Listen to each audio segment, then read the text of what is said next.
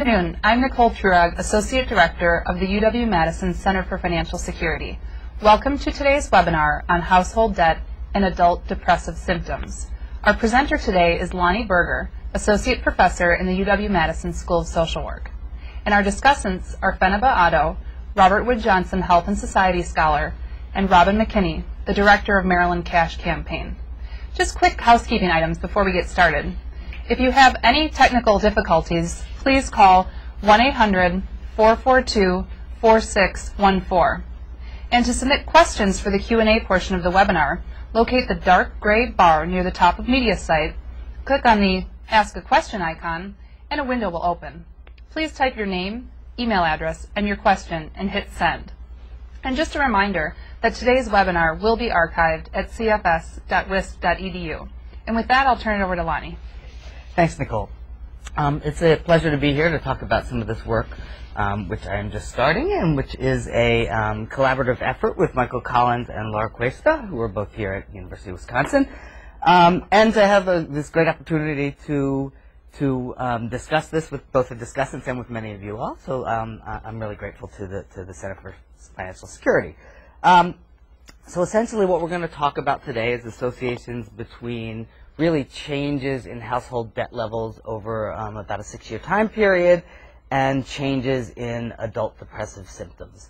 And to give you sort of an overview of where this is coming from, so it's well known that household debt levels have increased dramatically over the last 50 years.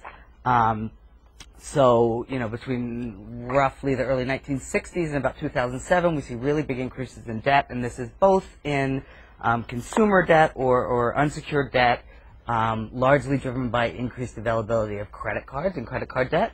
And then we also see, big increases in home mortgage debt and home ownership and associated debt. This, increases, with some stops and starts, but roughly for the mid-60s until about 2007. Since 2007, we've actually seen some decreases in debt, largely because with the recession, credit became less available. Households were, started spending less in response to the recession, and we see some release of debt through bankruptcy and associated things like that. Nonetheless, debt levels are still really high, and this has generated widespread concern or worry about its potential effects on families' ability to economically and socially function, and how this would play out in terms of well-being. And this concern's been among both scholars and policymakers. And so one of the things that people are really worried about is, if families already have high levels of debt, how do they respond to a crisis in income or decrease in asset values or a layoff or an employment problem? And a lot of these things are exactly what we saw in the housing crisis and recession. There's some evidence from existing research, most of which has been done in other countries, although there's a smaller body in the U.S., that suggests that debt burden is inversely correlated with several aspects of well-being. So higher levels of debt are associated with more mental health and health problems, those kinds of things. But what's really important here is that we worry about social selection. So we worry about that it's not debt that's driving these well-being outcomes, but there are other characteristics of individuals or households that are driving both that they go into debt or that they have higher levels of debt, and also that they have poorer health, mental health, well-being outcomes. A related piece that we're worried about is the idea of reverse causality. So we're worried that it may well be that these health or well-being outcomes are driving families to go into debt or households to go into debt and not vice versa. So as I said a second ago, so there's been relatively limited prior work on this in the U.S. And even less that use population or representative samples from the broader U.S. population. Much of this work also hasn't really used what I'd call rigorous methods to adjust for these selection and reverse causality issues, to try to isolate the effect of debt on future well-being. Another piece is that the way that debt's been approached and measured has varied across studies and been somewhat inconsistent. So some studies look at one particular type of debt, just credit card debt, just housing debt, without accounting for other types of debt. And this might be important because to some extent debt is fungible, right? So you have high credit card debt, you take a home equity loan to pay off the credit card debt, you move it to home debt. Likewise, students might take higher education loans than they need to help pay for some of the living expenses during schooling, instead of putting that on credit cards. So there's been inconsistent approaches to types of debt. There's also been inconsistent approaches to whether debt should be measured in absolute amounts, so how much debt do you have, versus relative. So what's the proportion of your debt to your income or your debt to your assets? A third piece is that there's been relatively little attention to potential variation in these associations across subgroups. So it may well be that there are different reasons for accumulating debt based on your age, your life course stage, based on your socioeconomic status, factors like that. And it may also be that your level of debt has a different relationship with well-being, in my case today, with depressive symptoms at different points in your life, or if you're in a different socioeconomic group. So essentially what we're going to do is we're going to use two waves of a large nationally representative sample to look at these associations between debt accumulation and depressive symptoms among U.S. adults over roughly a 6-year period. And we're going to pay careful attention to these factors. So we're going to think really carefully and try different ways of measuring types of debt, amounts of debt, and we're going to look at differences across subgroups in the population. So just to show you what the increase in debt has looked like. So this is actually consumer credit availability from 1968 to 2010. What you see, that top darkest line is total consumer credit, and it roughly triples in this period. You see, with some dips, it's mostly increasing. You also see in 2007 it starts to come down again. The second line is non-revolving consumer credit. So this is sort of longer-term debt. This is largely mortgage debt, also some education debt. We see that increases in general, mostly starting in the early 90s when we see the housing boom. Before that, it sort of is somewhat flat, bounces around a little bit. And then we see in the bottom line is revolving or consumer credit, unsecured debt, credit card debt, et cetera. And this is basically increasing throughout the period. The two sort of segments I've highlighted in this graph are the two periods of our data collection. So in the first one, we see that there's sort of home mortgage debt, long-term debt is increasing. In the second one, we see it's decreasing. We also see that consumer debt across both periods is increasing. So one thing we want to think about when we do this research is what's sort of going on in the time period, and I'll talk a little bit about that later. Okay, so a little bit more motivation. So why might credit or debt be associated with well-being, either positively or negatively? So, in one sense, access to credit or the ability to borrow has some clear benefits, right? So it allows households to smooth their consumption over periods of economic crisis or negative income shocks. So earnings decreases, health problems that interfere with income or work, layoffs, things like that. Households can borrow so that their consumption doesn't decrease dramatically. They can then pay it off in better economic times, and they can sort of smooth the level to which they consume over good and bad economic times. Second thing it does... I'm sorry to interrupt. Do you mind just moving the microphone up and out a little bit? We've got some sound. Excellent. Thank you. Is it better? Okay. Yeah, thanks. Okay. So a second piece is that having access to credit or the ability to borrow, expands your opportunities to purchase goods and services that you may not be able to afford with just your current or present income. So this becomes particularly important in terms of home ownership. As we know, very few families, very few households have the full amount to pay for a home, so you borrow and you pay it off over time. This is also good for human capital investments, for particularly education and training kinds of things. It's also good for other large ticket items, particularly automobiles, that often can't be paid for all at once. But it also, can become important for other big appliances and things like that. So in some sense, these factors should be associated with increased well-being, and potentially, in our case, less depressive symptoms, at least in the short term, because you can smooth your consumption, because you can have a higher standard of living.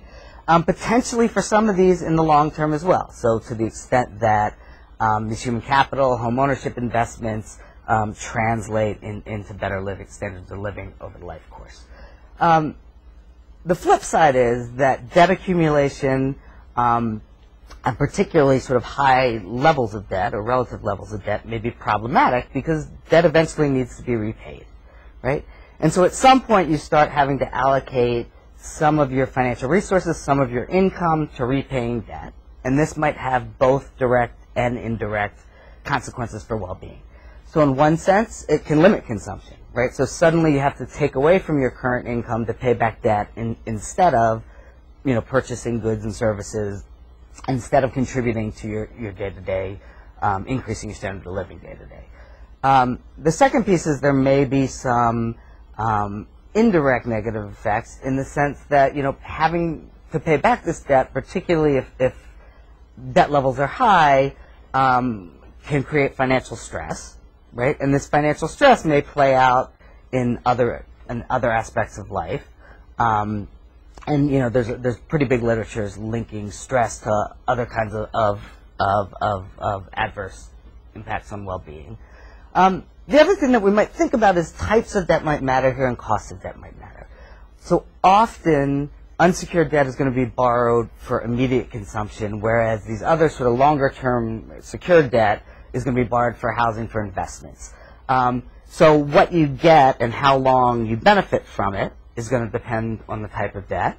There's also big differences in cost of debt. So in general, unsecured debt has much higher interest rates, much larger fees and things like that. It's a much higher cost debt. There's also differences in expectations over how long you're supposed to be paying off the debt. So some are, the expectation is short term, but it becomes much more costly with unsecured debt if you don't pay it off right away. Where the flip is that, housing is supposed to be paid off over time, but you get a lot of benefits from it over time. They're not immediate benefits. So all this to say, in these ways, through limited consumption and through increased economic or financial stress, we could expect a decrease in overall well-being, particularly over the longer term. And in the case today, we'll think about that in terms of depressive symptoms. So this conceptual framework that I've started talking about in this way is essentially grounded in social stress theory and the family stress model. And both of these predict essentially that short-term debt could, in the short term, taking on some debt can allow you to increase your well-being. Over time, it should increase economic pressure, economic stress, particularly if it's a high debt burden or high-cost debt. And this should play out negatively in terms of well-being. So the other thing we need to think about is the context in which debt is accrued. So debt, is determined by a bunch of different factors. So some of these are individual and household characteristics. So your socioeconomic status, your earnings, your access to income is going to affect your likelihood of taking on debt and particular kinds of debt specifically.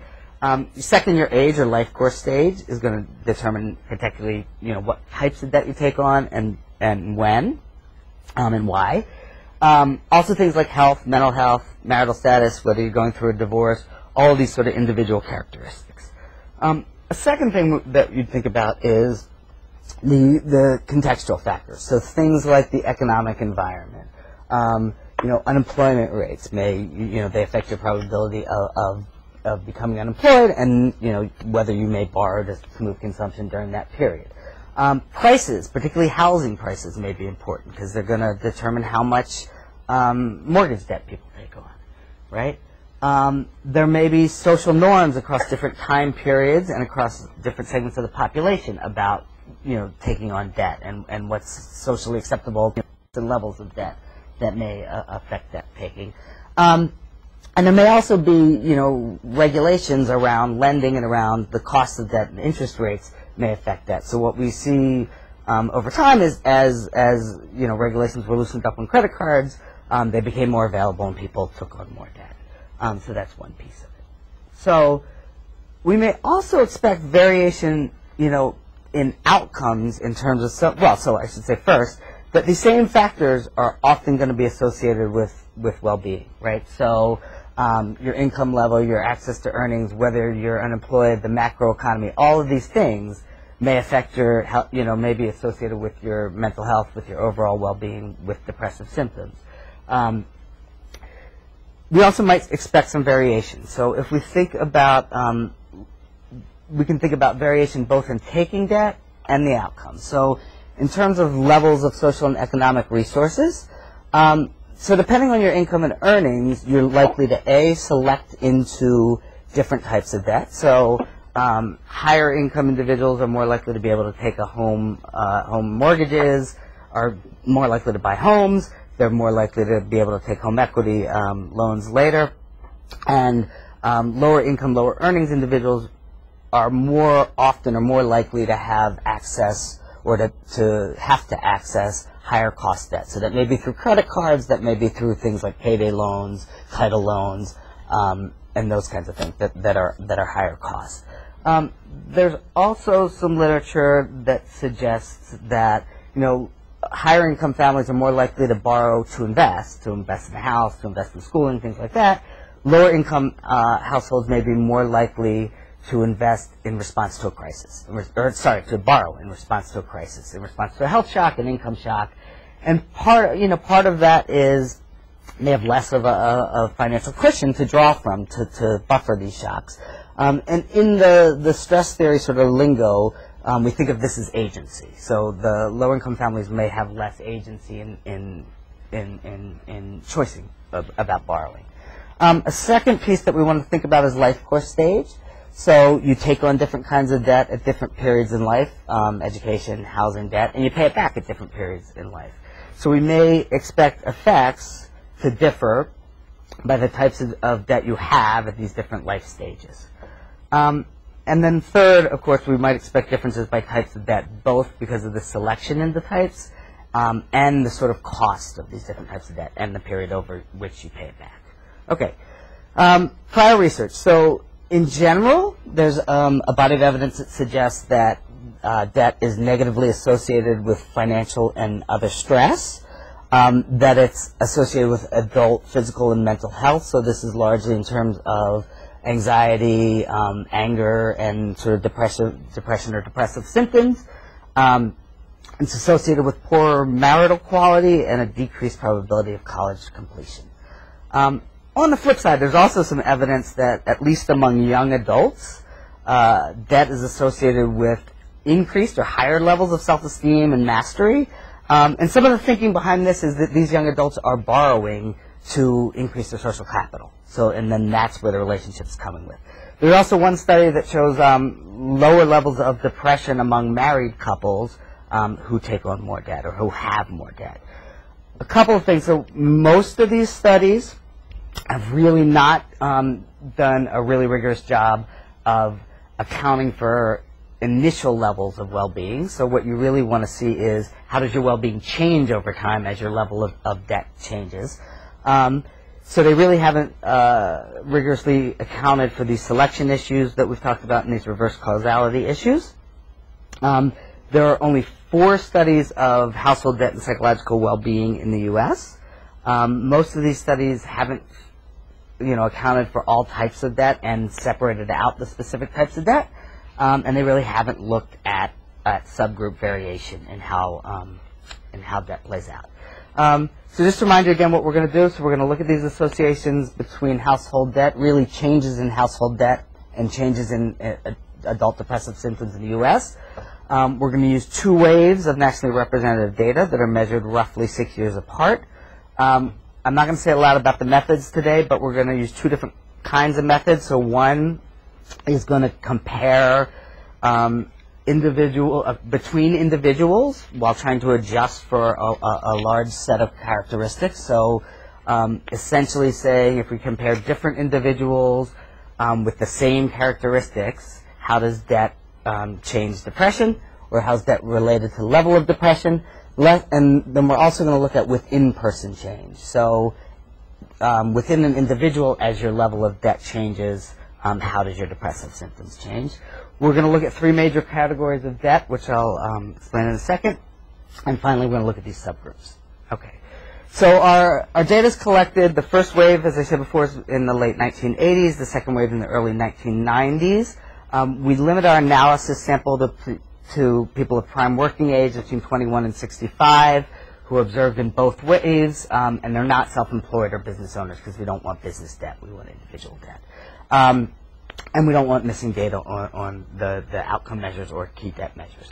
So our depressive symptoms is called the Center for Epidemiological Studies Depression Scale. So it's a short measure that's very good for getting at depressive symptoms in a general population. So it asks about 12 symptoms over the last week. You know, you don't feel like eating, you can't shake off the blues, you feel lonely.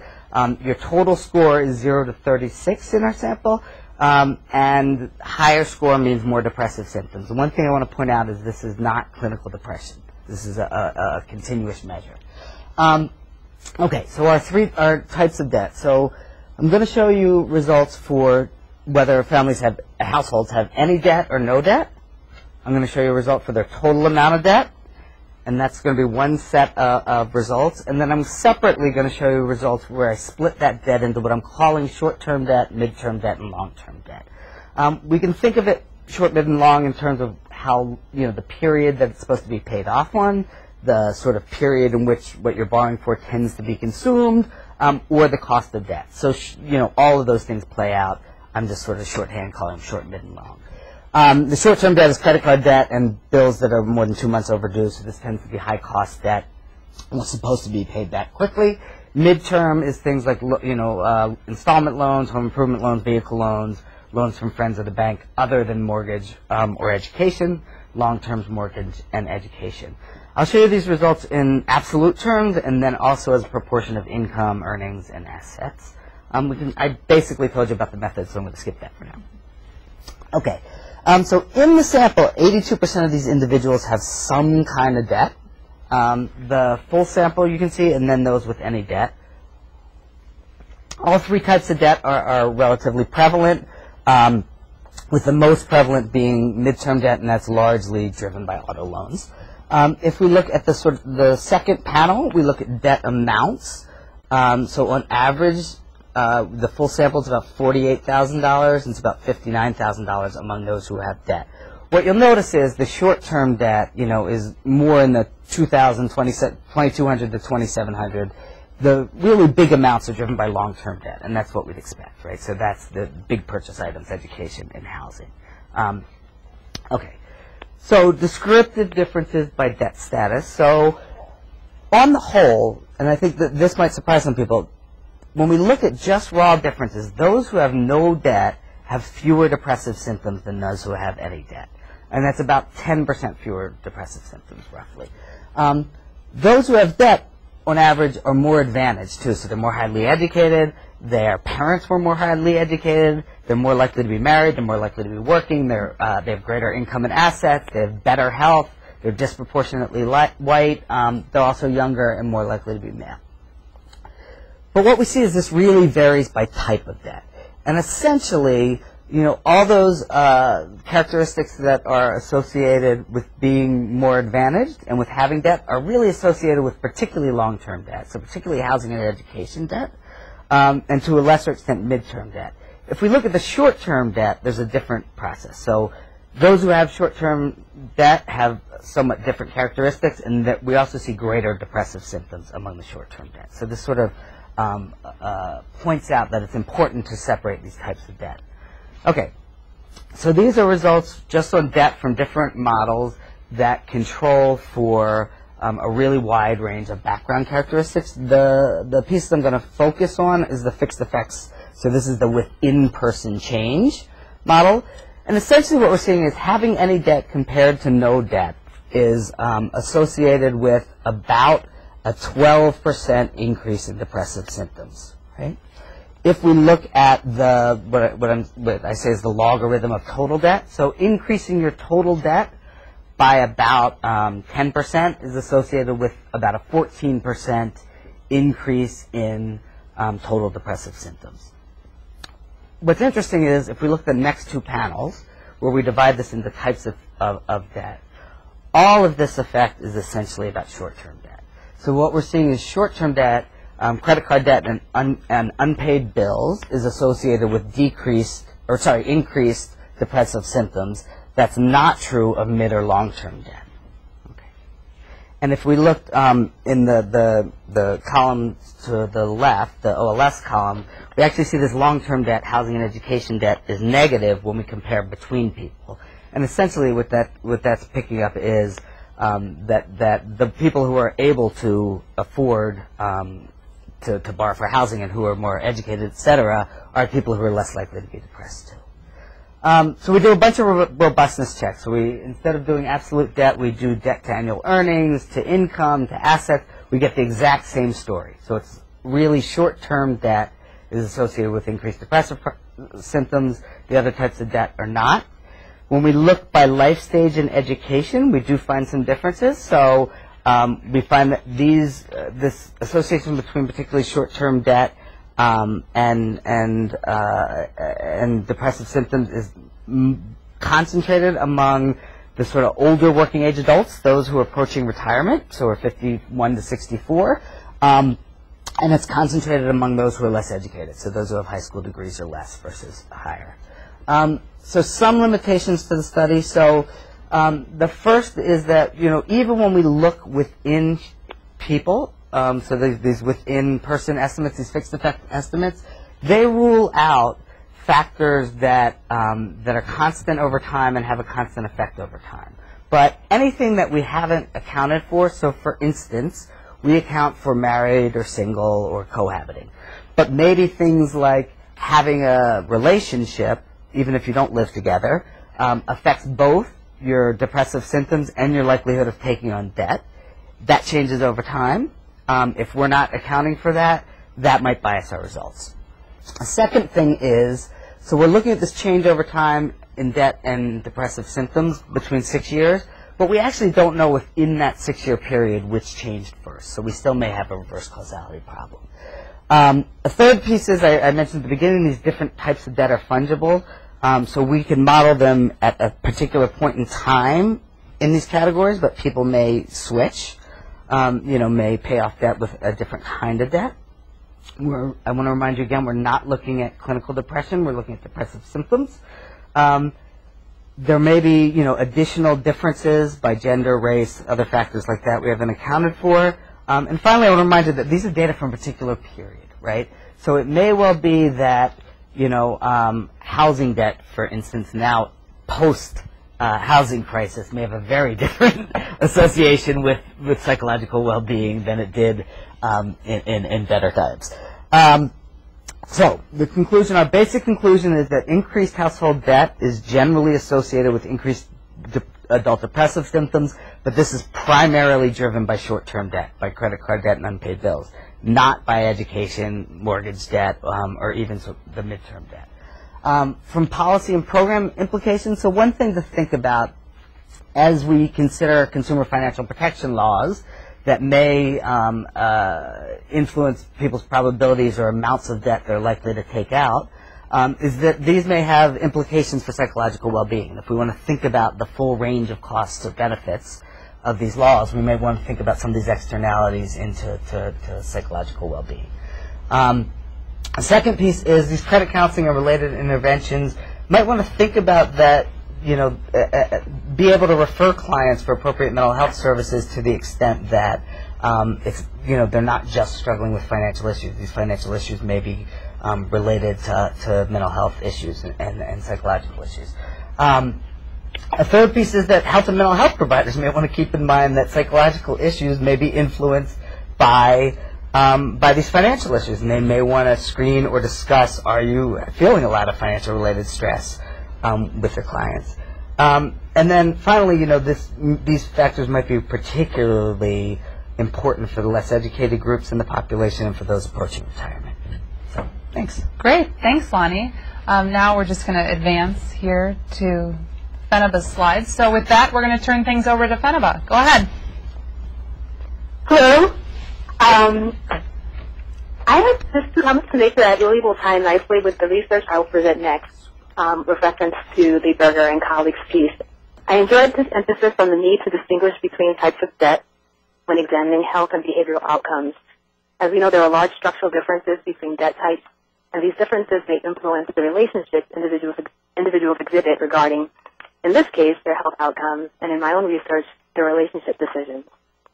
Secondly, the paper emphasized the importance of working with longitudinal data to properly identify the association or causal relationships between debt and mental health. Next slide, please. So in my particular research, I examined two questions with regard to debt and well-being in young adulthood. The first question being, what is the relationship between debt holdings and first co-residential union choice in young adulthood?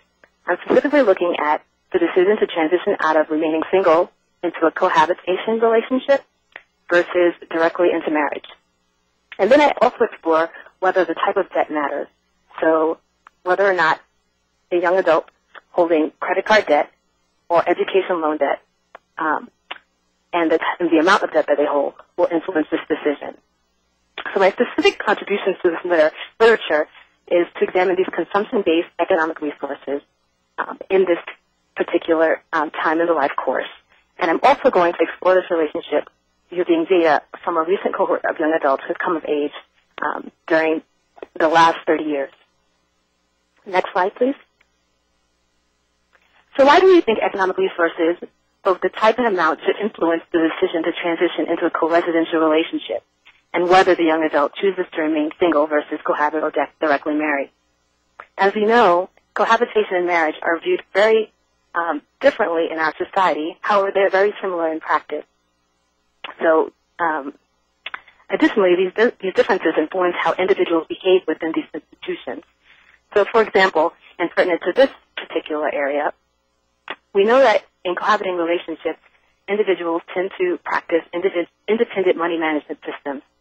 So they tend to split bills down the center and not pool their resources as which is more probable or more likely in a marital union. So in the event of an individual brings debt into a relationship, as they pay it off in a cohabiting relationship, it's the sole responsibility of that individual. Whereas in a marriage relationship, paying off debt can be seen as removing resources from the entire household. Next slide, please. We also know, as Lonnie pointed out in his presentation, that there are differences in there are structural differences in the type of debt. So I examined two types of debt: credit debt because it's held by the majority of young adults, and then I also examined education loan debt because for those young adults who hold education loan debt, it tends to comprise the largest share of their debt portfolio. So as we know, credit debt is non-collateralized. It's usually accessed through application or is solicited by credit card companies, and they tend to have high and very variable interest rates. Their repayment periods tend to be shorter on average, and in the event of insolvency, they are absolvable under bankruptcy law. So if we can summarize credit debt, we can say it's easily accessible, in particular over the period that I'm looking at, which is the early 2000s. And there are strong incentives to pay it off due to the high interest rates. However, it is a non-normative type of debt. It is seen as negative for individuals who have a lot of it. If we compare this to education loan debt, we know that in order to have education loan debt, individuals have to have entered a post-secondary schooling option. So it's a specific population that holds education loan debt. In order to receive education loan debt, in order to receive education loans, there are several criteria that individuals and families need to meet. So it's dependency, your own dependency status, your grade level. It's cumulative based on the number of years that you're enrolled in school. Individuals need to fill out a FAFSA or federal aid means tested form every year that they are enrolled. It also varies within education loans. So we have subsidized, unsubsidized, as well as private and public tax incentives to paying it off. However, it is not available in the event of insolvency. So it is very difficult. An individual needs to show that they must show that they have undue hardship in order for it to be absolved in bankruptcy court. And this is very, very difficult. So comparing this to credit card debt, we know that the levels tend to be very high, and there's no incentive to pay it off quickly. So while an individual is currently enrolled in school, they are allowed to defer repayment on loans. However, it's also viewed as an investment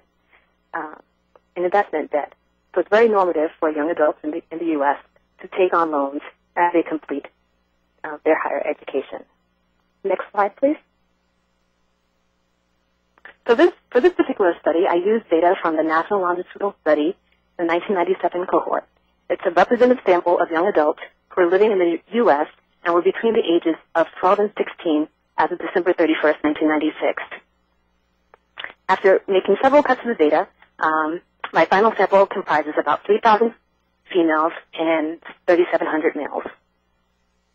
In addition to my debt measures, I included my full model, educational characteristics, which include educational attainment and current enrollment status, so whether or not the young adult is unenrolled or is currently enrolled in either a 2- or 4-year institution. Labor market characteristics consist of whether or not the young adult is working full-time or part-time and their current wages. Demographic controls include the young adult's race or ethnicity, their age and its quadratic, and their current census region. I also include family background characteristics, including the mother and father's educational attainment, whether or not they live in a rural area at the age of 12, and whether or not they live with both biological parents at age 14. I also include an indicator for whether or not the parents reported negative net worth at the initial interview wave. And lastly, I include 2 measures for the own use financial attributes, which include a total value of all financial and non-financial assets, and an indicator for whether or not they have a bank account. To estimate the role of early debt holdings while controlling for all these other covariates on transitioning into cohabitation and marriage in early adulthood, I estimate hazard functions, which are generated using maximum likelihood. Next slide, please. So this chart graphs the unconditional hazard rates of transitioning to first cohabitation and first marriage for my sample by age. As we can see, at every age, both men and women have a greater hazard of cohabiting than marrying. Women transition to cohabitation at earlier ages than men and at greater rates across the study period. The majority of the sample remains single over the study period. Women are nearly twice as likely to transition to cohabitation first. I must point out that these rates are not surprising and are in line with current research that also finds cohabitation to be the modal pathway to co-residential relationships in young adulthood. Next slide, please. My next 2 slides compare the rate of indebtedness and average debt holding for young women and men by their first union status. I'm just going to highlight a few results. So for both women and men, the average debt holdings are greatest among those who experience a transition, and the proportion of women holding credit card debt outnumber men in all 3 relationship categories. The difference between men and women who directly marry, however, is not statistically different. The average amount of outstanding education loans does not differ significantly by sex. Men and women who remain single have the highest average education loans, but this is not statistically different compared to cohabitors or the married group. And lastly, little less than half report not having any debt, and more than half the men in my sample report having neither forms. The majority of young adults do not have outstanding credit card debt, with high debt loads concentrated amongst a minority. So the next slide reports the average amount of debt held by union type. Next slide. In this slide, I report the results from my multivariate regressions, my multinomial logistic regressions. The first set of results are using a continuous measure of debt. So in the first row, I've combined the debt measures to have a total debt result, and then the last 2 lines delineate between the credit and government or private loan education loan debt. So just for ease of interpretation, positive sign indicates an increased odds of transitioning, negative, a decreased odds. The stars represent a significant difference relative to remaining single, and red is a significant difference between cohabitation and marriage.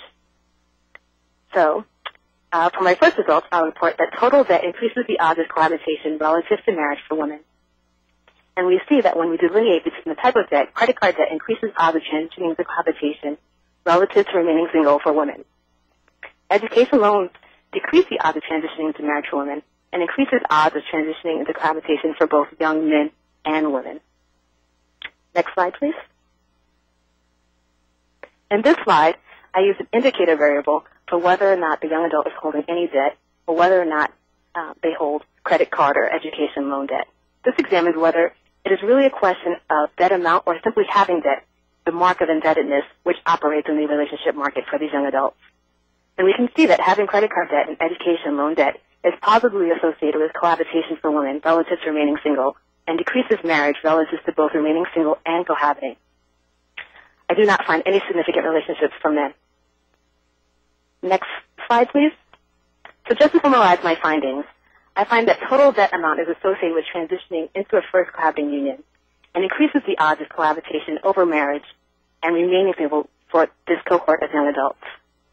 I find that outstanding credit card debt increases the probability of cohabitation for young women, and that the probability of transitioning into cohabitation over marriage is increasing in education loan debt amount for young adults, but it also decreases the odds of marriage relative to remaining single and marrying for young women.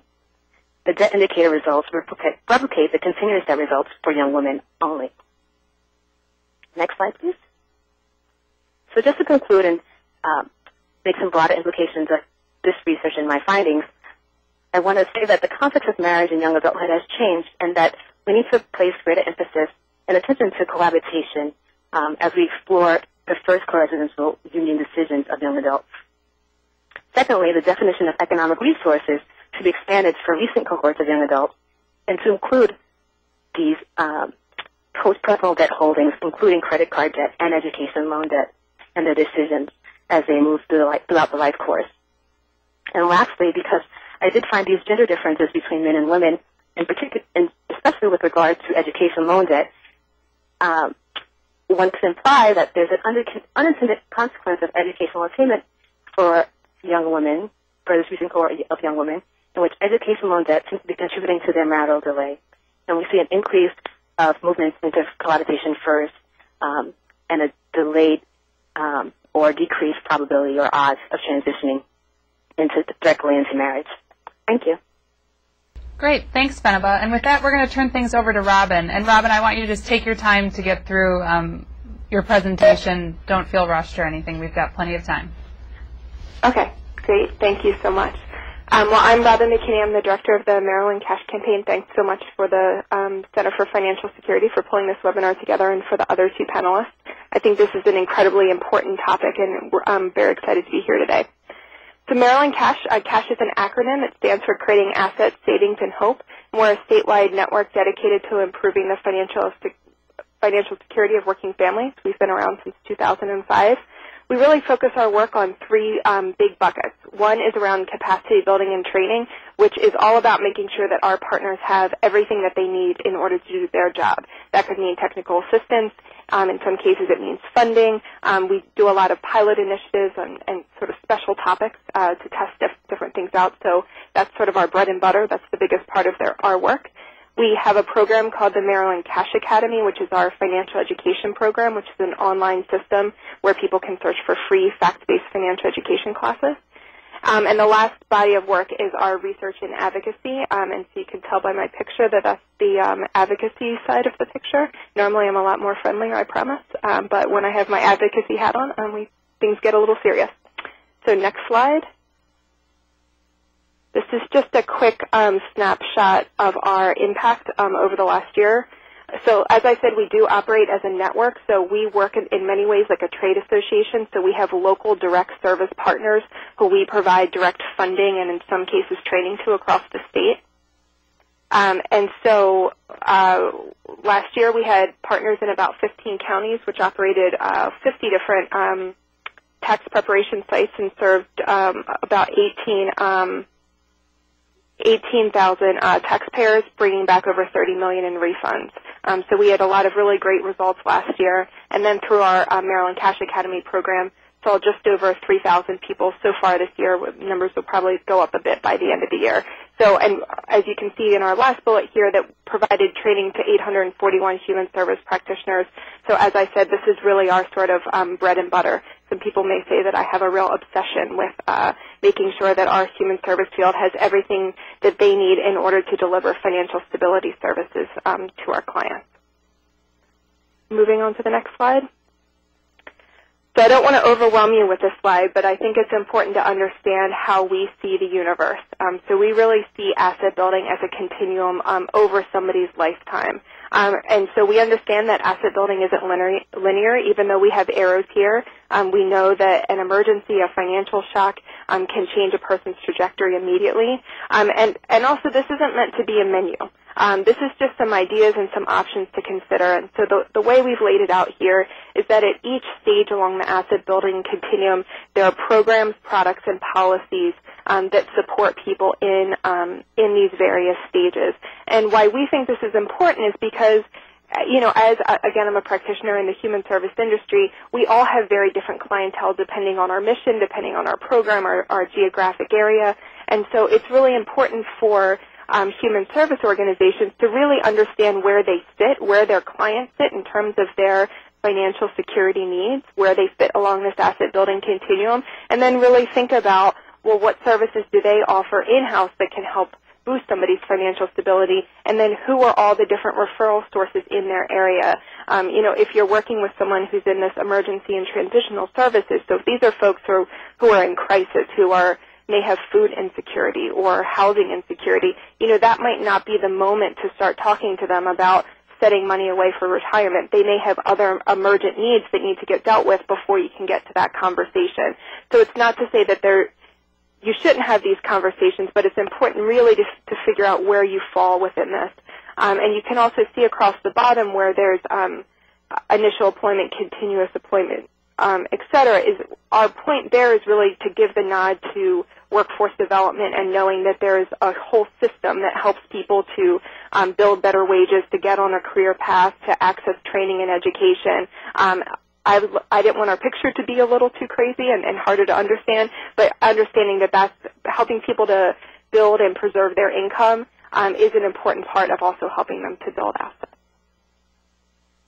Moving on to the next slide. So the first project that I wanted to connect to this research is a new project that we have called the Financial Stability Pathway Project, or the FSP. And the idea behind the FSP is to link together a network of trained service providers in Baltimore City and link a set of low to moderate income families to these various services. You can see the various services that are listed here. And what we know is that there's been a very strong, robust set of providers helping people on all of these services in Baltimore City. The question becomes, when one organization would refer to another organization, what happens? Do they show up? Do they receive an additional service? And what is the outcome of that service? Are people better off? Are people, by accessing more services, are people doing better on their financial outcome? So that's one of our core questions. And, of course, we think that clients accessing more services will have stronger financial indicators. And this project is funded by the Annie Casey Foundation. So, of course, we also have the hypothesis that having financially stable parents will lead to a more stable household for children. One very important part of this project is that each client is expected to set a financial goal as part of this process through a quick assessment and a smart referral tool.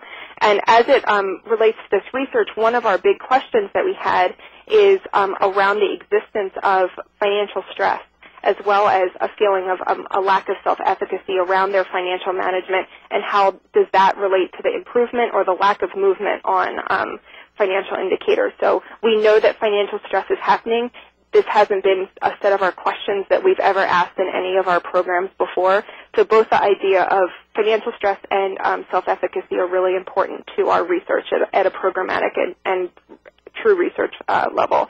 And in this, for this project, all of the participants are low income. We didn't set a hard eligibility line unless a particular program, so for example, free tax preparation has eligibility guidelines, but most of the clients make less than $75,000, and most of them are much less, and tend to be female-headed households, just going along with the demographics in Baltimore City.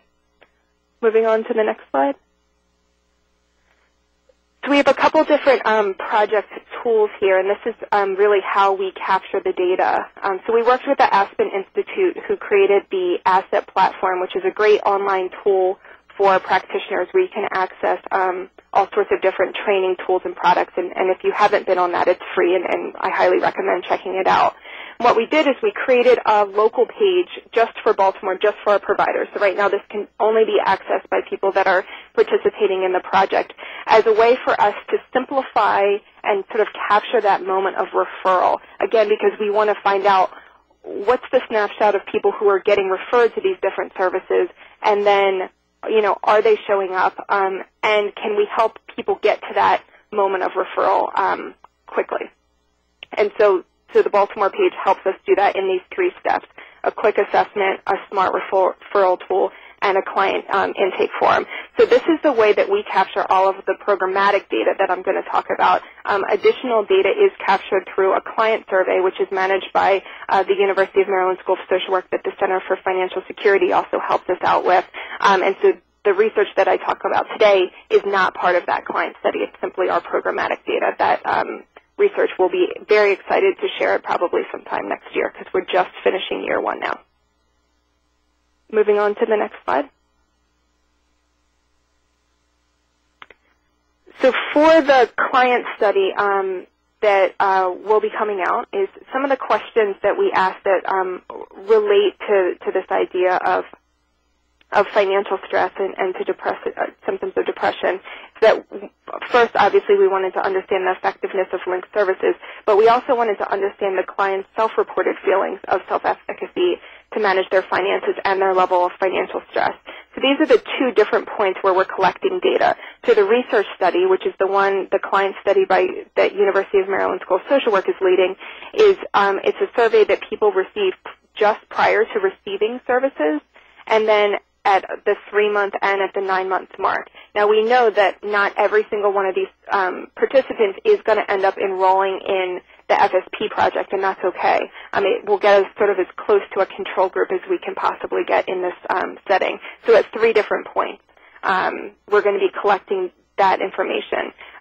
We're currently collecting programmatic data, which is immediately following their first service. So if somebody comes in for free tax preparation and is referred to benefits screening, then that's when they're going through their the assessment tool and the smart referral tool and the client intake form, and that's when we're getting this programmatic data. So all of these respondents are part of the FSP and will be referred to an additional service. Of course, we don't know yet what the take-up rate is actually going to be. So some of the questions from our client study as well as from our programmatic data set that relate to this research that we're talking about today is, what do you feel is your level of financial stress? So from overwhelming stress to none at all. What's your level of satisfaction with your overall financial situation? How often do you worry about meeting your monthly living expenses? And how frequently do you choose not to do something sort of discretionary, like going to the movies, going out to eat, because you feel like you can't afford it? And we've gotten some great help from the Center for Financial Security and the University of Maryland School of Social Work on those. And if you want the exact measures, I'm sure we can get them for you. But those are all questions that, again, sort of get at this idea of financial stress and self-efficacy. Moving on to the next slide. So this is a snapshot, again, of the programmatic data. We just took 1 month. This is just from last month, so we're not saying that this is representative of every month, but just wanted to give folks a snapshot. So it was about 87 people that came through last month. It was really interesting when we were looking at it that 50% reported high levels of financial stress and 33% reported moderate stress. So that's 83% of the people coming in reporting very significant, amounts of stress. And of those folks, 40% were referred to credit counseling for assistance with short-term debt issues. So again, sort of going right back to what Lonnie was talking about is, seeing this connection to short-term debt, and obviously seeing that the very high level of stress that our folks are coming in, and that so many were having short-term debt issues. We also asked questions about their, if they have emergency savings or what they would do in order to get $1,000. And so 54% said that they would not be able to get $1,000 for an emergency from any sources. So that means, through credit sources, through their family, through their employer, that if they needed $1,000 immediately, that they could not get it. And only 9% of the folks, just again in the last month, had $1,000 in emergency savings. And so it's interesting that what we're starting to see now is that a majority of our clients either currently use or have used primarily short-term debt, with some mid-term debt. There are definitely outliers, especially people that are facing foreclosure or in default of student loans, and that is something that we're starting to see, especially private loans. So some of the questions that we have, especially as we see these high numbers of financial stress, is, what's the ongoing impact of this feeling of stress? For the capturing it on the programmatic side, we're capturing it at only one point in time, though through the research we'll be able to capture it both before the service and then at 3 months and at 9 months. So what does it lead to? Does it lead to more depressive symptoms? Does it lead to health issues? So we'll be very interested, I think, to dig deeper on that to figure out how long is this stress lasting. That's not a question that we ask. How long have you felt this way? So I think as soon as you get a little bit of information, you just have even more questions. And moving on to the next slide. And Nicole, you'll just have to cut me off if I start going too long. So sort of quickly, one other piece that I wanted to highlight is a financial social work initiative that we started at University of Maryland School of Social Work. I'm a social worker, so I'm very biased, so I will say that up front too. I love my field. I love all human service practitioners, but of course I have special affinity for social workers. And the reason I wanted to include this is, thinking specifically about the topic we're discussing today is that I really feel like the human service field has a unique role in helping to address both the mental and the physical manifestations of financial issues. We are uniquely qualified to support the psychosocial needs of clients, not just helping them with what I call the math side of financial management. As a field, the human service industry, I think we need to do a better job in preparing our human service workforce to address the important psychosocial needs of financial issues, because, most financial education or financial coaching, a lot of these interventions focus only on the financial content or the math. And I think that we need to do better. And I think we also need to recognize that our workers have often been our clients or one paycheck away from being our clients. So we need to improve the self-efficacy both for our workforce as well as our clients. And it's sort of with that myself and another alum went to University of Maryland School of Social Work and made the pitch that I just gave to you. And we've been working since 2008. We've come up with this multi-tiered approach that starts with preparing students, that includes partnering with community groups, supporting practitioners and through several different continuing education courses, as well as conducting research. So they've been part of this FSP project, but they've also done a continuing education provider study based on a course that myself and someone else has been teaching, and they started a scholar network too, because I think that the more that the research side of social work and of the human service profession, like the calls we're having here today, really looks at this connection of the psychosocial side, not just sort of the math side or not just the context, I think is really important. Moving on to the next slide, and then you can actually skip to the one after that. So what does this mean for practitioners? So people always say, are you saying that human service practitioners should become financial planners? And my answer, of course, is no. That's not what we're saying. But what we know is that human service practitioners are already helping people with their finances in many ways. They're helping them create budgets. They're managing their benefits. Sometimes they're even managing their clients' finances if they're a representative payee. But practitioners can help clients to work through the psychosocial side of financial management. Of course, we shouldn't be giving advice. We shouldn't be giving investment tips.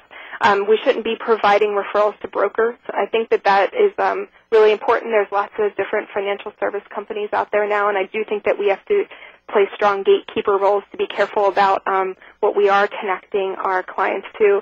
And as Lonnie was saying, too, is thinking about how do we layer in these different screens so that if you're work on the healthcare side, how can you add a screen to see if someone's having financial issues? And then people who are working on financial issues should be thinking about adding in a depression screen. I think that the more that we can integrate this in instead of having some new standalone program, I think is critical for it to be successful. And moving on to the next.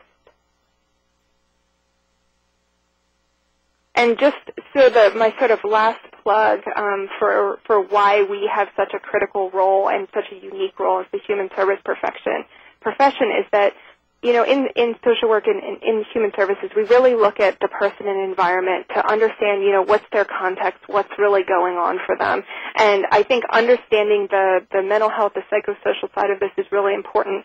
Understanding their financial values, understanding what contextual factors are going on. You know, behavioral economics is getting a lot of popularity now. Understanding the role that plays. Understanding, you know, the time and skill that it takes to navigate these really complicated systems, and in the end, understanding that financial stability really does lead to family stability. Next slide. So just sort of my last pitch on this, and then there's some resources after this, is just, you know, again, going back to this importance of, as a practitioner, understanding what your role is with a client and having your own sense of self-efficacy to be able to deliver these services. So we need to get straight about what our own stuff is. So reflecting on our own biases, learning how to ask questions without judgment, and really getting to know the other financial assistance programs as well as mental health referrals that are available within your community, thinking about what does that asset building continuum look like in your community, and going from there.